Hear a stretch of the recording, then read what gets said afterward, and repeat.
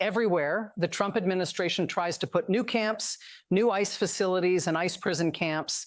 They're being pushed back. Now, this is something we've been trying to cover here on this show in recent weeks. I do feel like we're sort of starting to get our arms around it, but I just want to say to our friends in the national media, we could use some help on this story. I think this is an important story, and it would be great to have more national media attention to it. The Trump administration really is trying to build Trump prison camps all over the country. And if you look, you will find that people all over the country, including in very unexpected places, almost uniformly are pushing back everywhere they're trying to do it, and they're pushing back in diverse and interesting ways. This is a really interesting emerging story. And again, we could use some more repertorial help with it. But let me tell you what we know. Last week, for example, it was Durant, Oklahoma. Local people there packed a meeting to say they don't want ICE turning a local warehouse into a giant prison. The local government in Durant, Oklahoma, then passed a brand new ordinance that gives them the power to say no to such a facility. Tomorrow, City Council in Oklahoma City is planning to address local concerns about a proposed ICE prison there on the south side of Oklahoma City.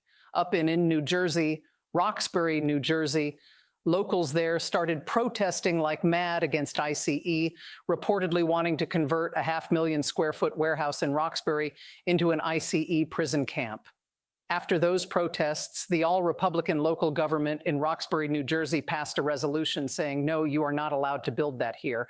Down in Texas, Hutchins, Texas, again, a local protest against a proposed ICE prison, followed by the mayor in that city saying they are not going to allow anything like that to be built in Hutchins, Texas. In New York State, Republican-leaning Orange County, similar story. Packed town halls, packed public meetings, and then local elected officials saying, no, you will not be allowed to build a prison camp here. Kansas City, Missouri, after ICE said they wanted to build a prison in KC, the city council passed a 5-year ban on building any non-municipal detention facility, any non-city detention facility. Social Circle, Georgia, local Republican officials saying they will not let ICE turn a vacant warehouse there into a huge prison camp as well. Protests in Salt Lake City, Utah reported last week on dozens of people turning out in the early morning in deep, dense, cold fog because they heard that ICE was coming to inspect the local warehouse site there as a potential location for a new ICE prison. Locals then protested a local real estate company that was reportedly handling the potential sale of that site to ICE. Well, now that local real estate firm has announced this weekend that they have no plans to sell that local warehouse to the federal government for any purpose. And the list of communities pushing back keeps growing. Protesting in Hagerstown, Maryland this past week.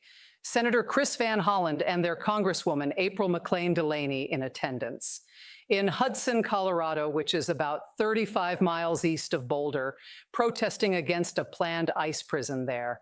In Merrimack, New Hampshire, which is a scrappy, no-nonsense New England town where I've got family ties, hundreds of people packed a Merrimack, New Hampshire town meeting denouncing a proposed immigration prison there.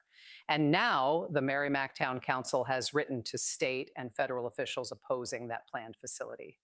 And in the state legislature, Democrats in the New Hampshire state legislature are pushing legislation that would prevent any state or local funds being used for immigration prisons anywhere in the whole state.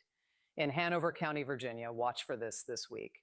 Residents in Hanover County are preparing to attend their Board of Supervisors meeting the day after tomorrow, this Wednesday, January 28th, to tell their Board of Supervisors that they need to stand against a new immigrant prison facility that is planned for that county as well. Again, that's Hanover County, Virginia. And those are very disparate locations with very different politics and very different diverse communities. But you see pushback everywhere.